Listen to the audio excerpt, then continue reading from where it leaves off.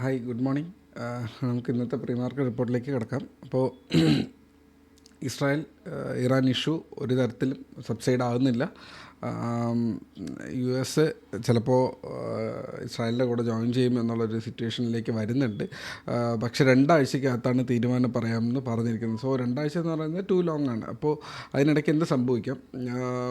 2 ആഴ്ച എന്ന് പറയുമ്പോൾ ആക്ച്വലി ഒരു വാർ ഇല്ലെങ്കിൽ ഒരു ഇൻസിഡൻറ്റ് സംഭവിക്കുമ്പോൾ എത്ര പെട്ടെന്ന് അത് ക്യൂർ ചെയ്യുന്നു എന്നുള്ളതാണ് അവിടുത്തെ സംഭവം. ഒരു വൂണ്ട് വളരെ സിവിയറായി പോയി കഴിഞ്ഞാൽ പിന്നെ അതിനെ നമുക്ക് സെറ്റ് ചെയ്തെടുക്കുക എന്നുള്ളത്, അതിൻ്റെ സ്കാർ എപ്പോഴും അവിടെ കിടക്കും എന്നുള്ളതാണ്. അപ്പോൾ ഇതുപോലെ തന്നെ ഇവിടെ എത്രത്തോളം ഒരു വാർ ദൂരത്തേക്ക് പോകുന്നു, അതിൻ്റെ ഡ്യൂറേഷൻ ദൂരേക്ക് പോകുന്നു, അത്രത്തോളം അത് ഈഗോ ഹർട്ട് ചെയ്യാനുള്ള സാധ്യതയുണ്ട്. അപ്പോൾ നിങ്ങൾക്ക് ഉക്രൈൻ റഷ്യ വാർ നിങ്ങൾക്ക് ആലോചിച്ചാൽ അറിയാം. 2 ആഴ്ചയ്ക്കുള്ളിൽ അവിടെ നടക്കേണ്ടിയിരുന്നൊരു ചർച്ച അത് കറക്റ്റായിട്ട് നടന്നില്ല, അത് ഫിനിഷായില്ല എന്നുള്ളത് കാരണം ഇന്ന് 3 വർഷം അടുപ്പിച്ചാവാറായി അത് ഒരിടത്തും എത്താത്ത ഒരു സിറ്റുവേഷനിൽ നിൽപ്പുണ്ട്. അപ്പോൾ അവിടെ ഒരു ഈഗോ ഹർട്ട് ചെയ്ത് കഴിഞ്ഞാൽ പിന്നെ വിട്ടു പോകാൻ പറ്റത്തില്ല എന്നുള്ളൊരു സിറ്റുവേഷനുണ്ട്. അതേ സംഭവം തന്നെയാണ് ഇവിടെയും സംഭവിച്ചുകൊണ്ടിരിക്കുന്ന. സോ അതൊരു കൺസേണിങ് ഫാക്ടറാണ്. റഷ്യ ഉക്രൈനെ പോലെയല്ല നമുക്ക് ഇസ്രായേൽ ഇറാഖ് ഇഷ്യൂ എന്ന് പറയുന്നത് കുറച്ചുകൂടെ നമ്മളിലേക്ക് എത്തുന്ന, ഇന്ത്യക്കാരിലേക്ക് എത്തുന്ന ഒരു യുദ്ധം തന്നെയാണ്. ഓക്കെ, അപ്പോൾ അതിൻ്റെ സാഹചര്യത്തിൽ നമ്മുടെ മാർക്കറ്റിലേക്ക് ഇപ്പോൾ നോക്കിയാൽ നമ്മുടെ ഇപ്പോഴത്തെ ഗിഫ്റ്റ് നിഫ്റ്റി ഫ്ലാറ്റാണ്. സോ നമ്മുടെ മാർക്കറ്റും വളരെ ഒരു ചെറിയ ബെയറിഷ്നസ് അവിടെ ഉണ്ട്. എന്നാൽ പോലും നിങ്ങൾക്ക് ചാർട്ട് കണ്ടാൽ അറിയാം, ഒരു അപ് ട്രെൻഡിൻ്റെ ഏറ്റവും ലോവർ ടെറിട്ടറിയിലാണ് നമ്മൾ നിൽക്കുന്നത്. നിങ്ങൾക്ക് ലാസ്റ്റ് ദിവസത്തെ ചാർട്ട് നോക്കിയാൽ അറിയാം, ഇതൊരു ലോങ് ലെഗ്ഡ് ഡോജിയാണ്. അതായത് ഒരു തരത്തിലുള്ള ഡിസിഷനും നമുക്ക് എടുക്കാൻ പറ്റുന്നില്ല.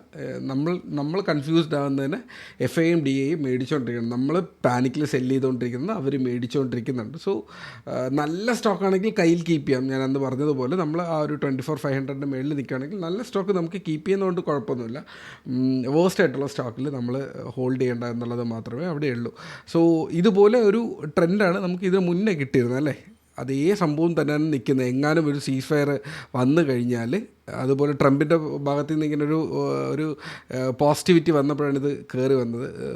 ഇതിന് മുന്നേ ഓൾമോസ്റ്റ് ഈ ഒരു കയറ്റം എന്ന് പറഞ്ഞാൽ അതുപോലെ ആയിരുന്നു. അപ്പോൾ അതുപോലെ ഈ ഒരു ഫോളിംഗ് വെഡ്ജിൽ നിന്ന് തിരിച്ച് കയറ്റം എന്തെങ്കിലും ഒരു സീസ് ഫയർ എഗ്രിമെൻറ്റ് വന്നു കഴിഞ്ഞാൽ വന്നേക്കാം. സോ നല്ല സ്റ്റോക്കുകളെ കയ്യിൽ കീപ്പ് ചെയ്യാം, അല്ലാണ്ട് നമ്മൾ അതിൻ്റെ പറയുന്നു പോകണ്ട.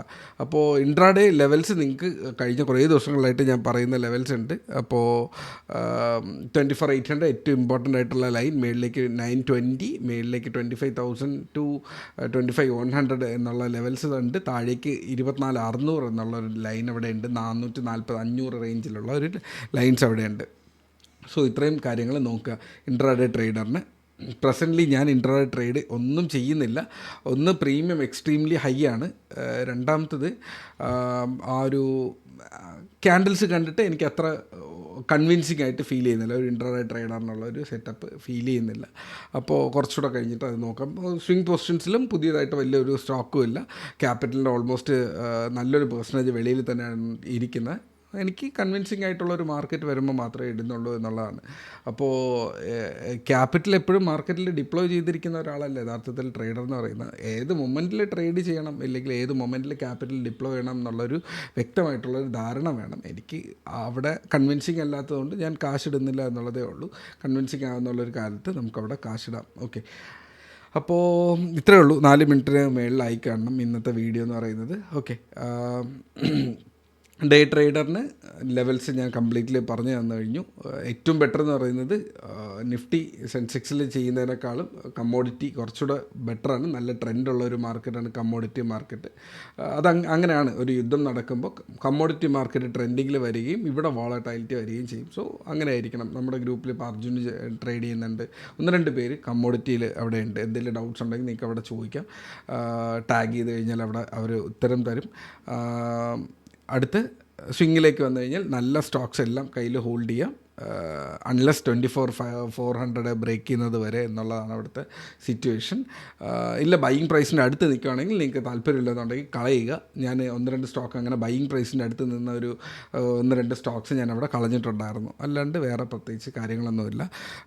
മാർക്കറ്റ് എങ്ങനെ ഡിസൈഡ് ചെയ്യുന്നു എന്നുള്ളത് വരട്ടെ, എന്നിട്ട് നമുക്കത് നോക്കാം. Okay, take care, by.